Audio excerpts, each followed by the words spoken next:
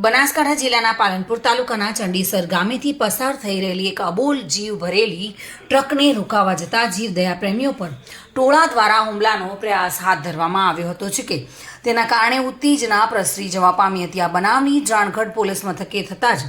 પોલીસે હુમલાનો પ્રયાસ કરનારની તપાસ હાથ ધરી છે। આ પાલનપુર ડીસા હાઈવે પર આવેલ ચંડીસર ગામેથી સાંજના સમયે એક અબોલ જીવ ભરેલી ટ્રક પસાર થવાની હોવાની બાતમીના આધારે